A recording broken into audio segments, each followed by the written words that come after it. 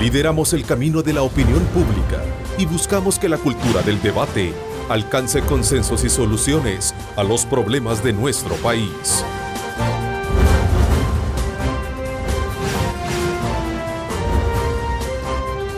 Diálogo con Ernesto López. Hola, ¿cómo están? Qué gusto, qué placer saludarles a ustedes en este lunes 13 de junio de 2016. Bienvenidos a Cadena Megavisión, canales 15, 19 y 21 al servicio de usted, cubriendo todo el territorio nacional. Este día, como siempre, queremos antes a usted invitarle a que ponga mucho optimismo y sobre todo hoy es este día lunes. Obviamente la mejor oportunidad para desearle que todos esos objetivos que usted pueda plantearse puedan ser cumplidos y de alguna manera pues a través de la confianza que pueda tener agarrado de la mano de Dios Todopoderoso. Así es que desde ya les invitamos a todos ustedes a que puedan echarle muchísimas ganas a las actividades que se presenten esta semana. Es importante reseñar que sobre nuestro país se ciernen dos escenarios importantes que merecen ser abordados este día con nuestros invitados. Y el primero de ellos tiene que ver con el tratamiento pertinente en materia de seguridad, el rol de las instituciones del Estado y el financiamiento que se requiere para mantener las medidas extraordinarias sostenibles en el tiempo. Tregua, supuestos involucramientos de alcaldes en actos delictivos, rol de la Fiscalía General de la República son, entre otros acontecimientos importantes y aspectos que merecen ser debatidos profundamente con nuestros invitados acá este día en el programa. Pero antes, con las disculpas del caso, me voy también por el tiempo de espera con nuestra compañera de labores Lorena Melara, que obviamente nos tiene elementos muy importantes que sumar a esta discusión que vamos a sostener, Lorena, con nuestros invitados. Gracias, Ernesto, un gusto saludarte a ti y a tus invitados al inicio de esta nueva semana. Como ya lo mencionabas, existen casos que están en la opinión pública, como el proceso que lleva la alcaldía de Apopa por supuestamente favorecer a grupos al margen de la ley mediante la municipalidad. La semana pasada tuvo la audiencia de imposición de medidas. Veamos. Las acusaciones tienen peso según el tribunal especializado que decretó prisión provisional para el alcalde de Apopa, Elías Hernández, y 31 personas más. Para establecer las organizaciones terroristas, la información que nos proporcionan los testigos, las diferentes pruebas técnicas que hubo en el caso y sobre todo pues la comprobación que se hizo en algunas planillas que efectivamente hay personas que son pandilleros que están en las planillas, no obstante no llegan a trabajar. El actuar de la Fiscalía también se deja ver en otro caso, como el supuesto tráfico ilegal de armas cometido por el ex ministro Atilio Benítez, que volvió al país. He venido a poner mi cara, a resolver esta situación, a conocer de lo que se me imputa y a demostrar que lo que se dice no es cierto. Me pongo a la disposición tanto del señor fiscal como de los señores diputados de la Asamblea Legislativa para cualquier consulta que haya para mi persona. La Fiscalía va tras una red que aprovechó un decreto legislativo transitorio en 2009 para legalizar armas de fuego. Ernesto, recordemos que por su investidura como diplomático, el general Benítez debe ser primero desaforado para luego enfrentar un proceso judicial. En este sentido, le corresponde a los diputados discutir el caso. Con esto vuelvo al estudio para el análisis de este y otros temas. Adelante. Bien, muchas gracias, Lorena, por darnos esos elementos que nos van a ayudar a desarrollar obviamente en esta hora lo que sería este tema muy importante, sobre todo cuando se trata de establecer y preguntarse qué tipo o qué radiografía política, qué radiografía social tenemos de país en este contexto donde, por cierto, la Fiscalía General de la República, y lo voy a tomar como un punto de referencia para el análisis y el debate que seguramente vamos a tener, sobre todo porque la Fiscalía apunta a profundizar sobre el tema de tregua, de investigar y llevar a la cárcel estos posibles vínculos políticos con grupos delictivos y ahora pues este involucramiento de altos funcionarios en la venta de armas, como es el caso del general Atilio Benítez, que por cierto regresó al país para enfrentar este juicio. ¿Cuál es la lectura que ustedes tienen alrededor de todo eso? Les dejo la palabra a los tres para debatir estos puntos medulares de país. Este ha sido un proceso acumulativo de irrespeto y de corrupción. ha venido fomentándose a partir de culturas, de forma de hacer las cosas, y ha venido desde hace muchos años. Inclusive algunos vienen desde antes de la guerra, ciertas prácticas se fomentaron dentro de la guerra y se continuaron haciendo hasta ahora. Ese tipo de cultura, lo que ha sucedido es que los políticos, la clase política, por llamarla clase de alguna manera, el grupo político, se ha distanciado de la visión de la sociedad. Pero ha sucedido un fenómeno complicado, y es que al distanciarse de alguna manera han irradiado también esa pérdida de valores hacia la ciudadanía. Entonces lo que estamos viendo ahora es que, como comentábamos antes, en mi opinión los políticos no se han dado cuenta que el suelo se les ha movido. Y se les ha movido porque desde el hecho que los Estados Unidos definieron que la frontera sur ya no era México, sino que lo que es el Triángulo Norte, aquí las cosas van a cambiar y están cambiando. Inmediatamente después de la guerra, recuerden que una guerra como la que tuvimos disfunciona, ¿verdad? Disfunciona el sistema político, la sociedad, disfunciona el mercado. Al final de la guerra uno presume que los políticos se van a hacer responsables de la gran reparación, ¿verdad? Que ese es el sentido de la posguerra. La posguerra estaba orientada a hacer reparaciones y reconstrucciones. Y aquí se le dio énfasis a la reconstrucción física de puentes, calles, edificios. Se trabajó bastante y de hecho el acuerdo de paz eso constituye en la reparación del sistema político, pero en la parte psicosocial no se trabajó. Se dejó el terreno libre para que la sociedad pudiera sobrevivir por sí misma, y de ahí le nace esa gran deformación que son las maras, pero que más adelante los políticos aprenden, y me refiero a los políticos de todos los partidos, aprendieron de que las maras podían ser parte de las armas de la contienda electoral. No hay partido político ni candidato que no se vea tentado al diálogo, a la conversación, a la utilización, según él, de las maras para el proyecto electoral. Es un tema que no le ignoran. Correcto. Y eso lo sabemos. Yo, por ejemplo, escribía para un cliente en el 2006 un informe donde yo trazaba una hipótesis que se llamaba sistematización política de la violencia y delincuencia, que era una anticipación hacia dónde se iba a mover en estos vínculos, estas relaciones entre dirigentes, entre partidos y maras, y que tarde o temprano iban a terminar las organizaciones de maras mimetizadas no solo en la sociedad y en el mercado, sino que también mimetizadas en los grupos políticos. Este es un país que hasta ahora ha fracasado y que en muchos sentidos se necesita una refundación y un viraje en una estrategia de mediano y largo plazo con acuerdos fundamentales de país y sacarnos, ¿verdad?, de este secuestro de la polarización y de la confrontación para justificar las peores prácticas. Pero mira, yo lo que quiero tocar en esto es que todo eso es cierto, pero yo recuerdo el sábado, no me acuerdo qué sábado fue, del año que se firmó la paz, que llegaron los comandantes al Palacio Nacional. Cuando yo le veía las caras a la gente que venía ahí en la carroza esa, le dije a un amigo, mira, nos viene una posguerra dura, una posguerra de por lo menos 25 años, y por lo menos porque ya estamos a punto de cumplirlo, y yo no veo que cambien las cosas, porque dos cosas han pasado. Los liderazgos de la guerra siguen siendo los liderazgos del país. No es el mero cambio de liderazgo, sino que hay que también preguntarse qué tipo de liderazgo necesita el país. Porque lo que mencionaba Alberto, por ejemplo, él decía, el liderazgo de la posguerra fracasó, y es cierto, fracasó en el gran proyecto de paz y en el gran proyecto de desarrollo de esta nación.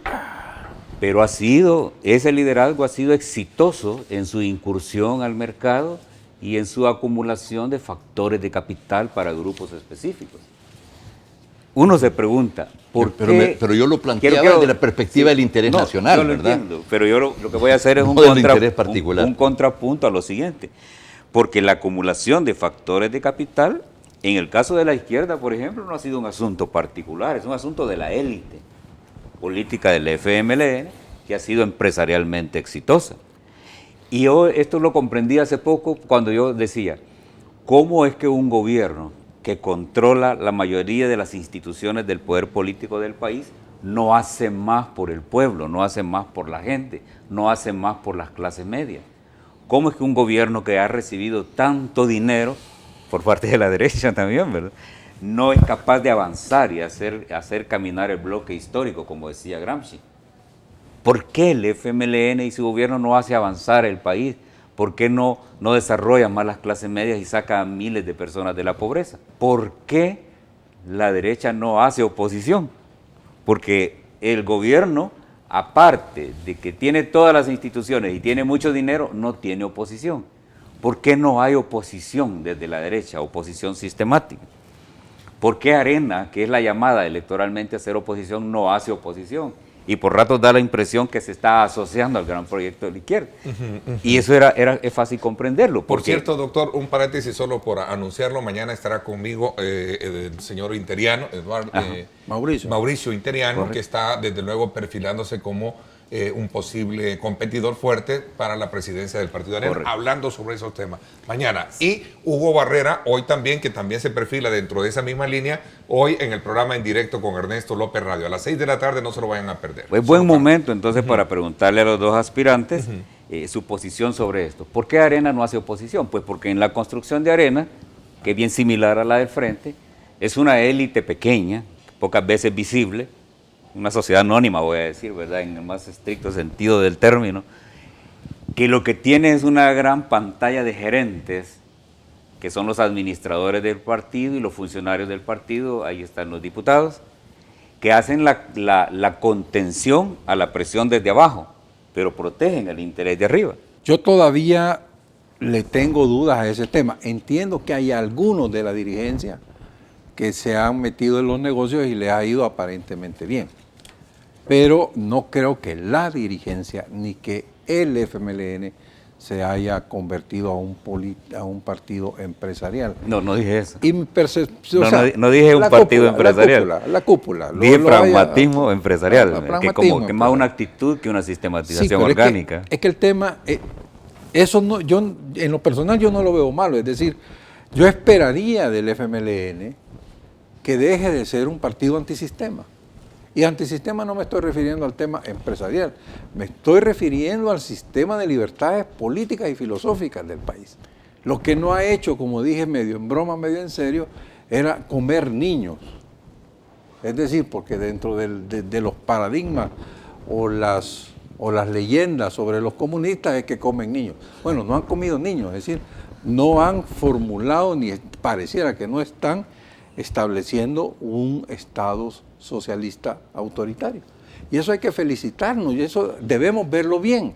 No veo por qué tenemos que verlo mal el que hayan, digamos, empresarios que tengan pensamiento de izquierda, empresarios que tengan pensamiento de la derecha. Eso está bien. No, es que el punto no es ese. El punto es que ese bienestar de élites no se traduce en bienestar para abajo. Mi crítica no es a que sean o no empresarios o que se entiendan en el mercado. Eso está bien.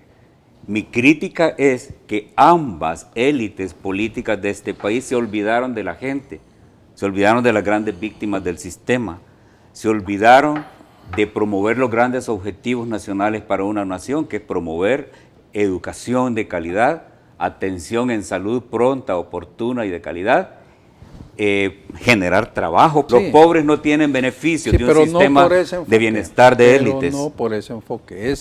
El problema es que al no resolverse la gran incertidumbre del país, ¿cómo va a venir usted? ¿Cómo le puede pedir a alguien sensatamente que haga una inversión a 50 años?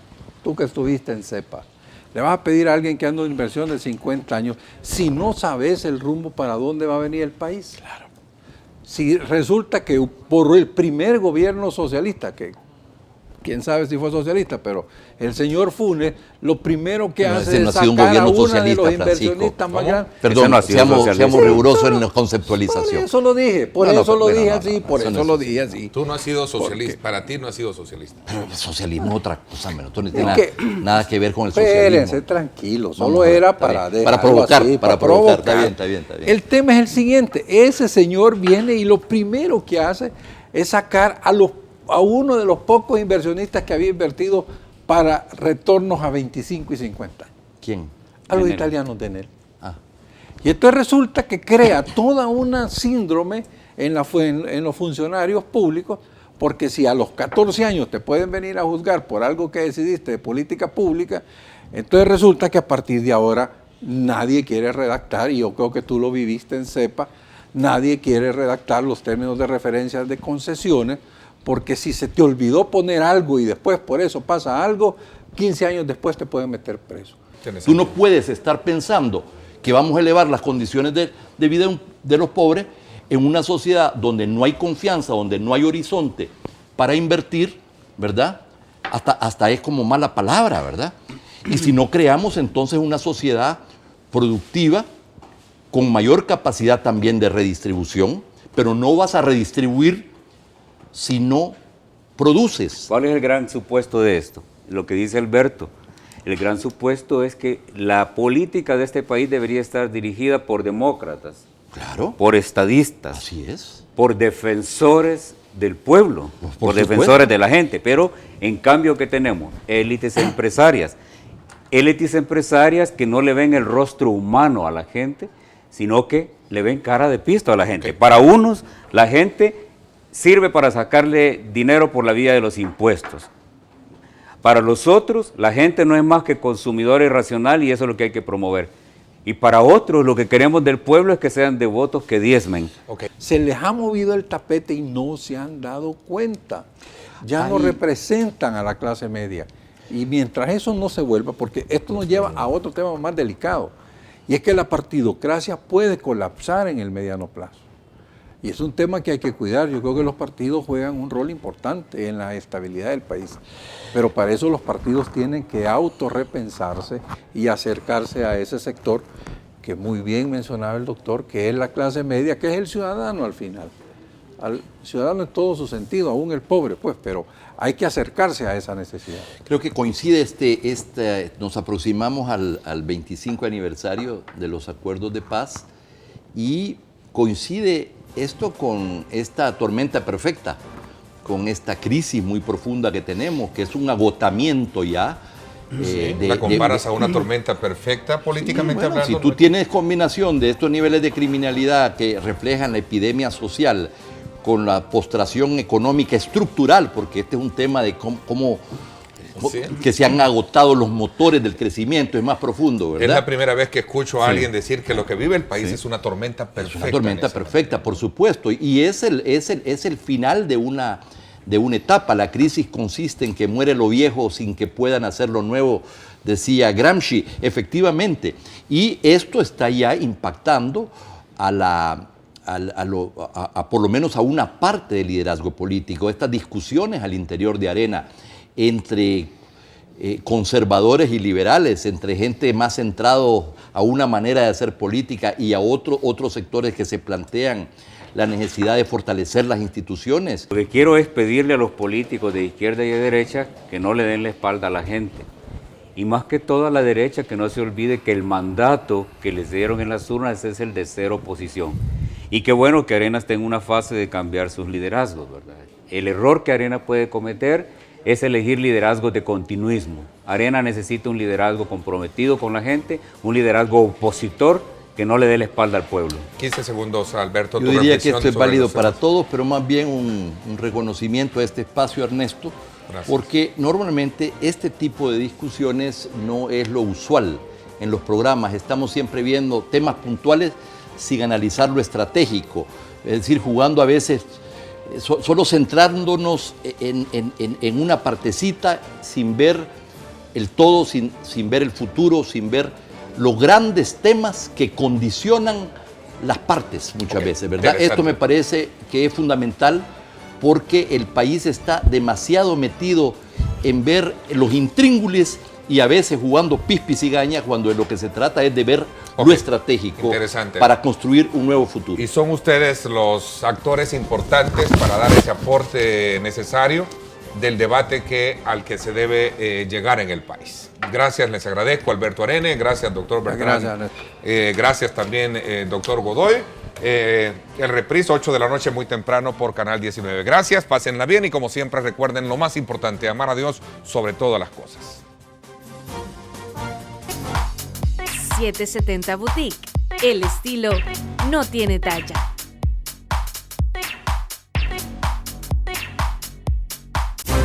Lideramos el camino de la opinión pública y buscamos que la cultura del debate alcance consensos y soluciones a los problemas de nuestro país.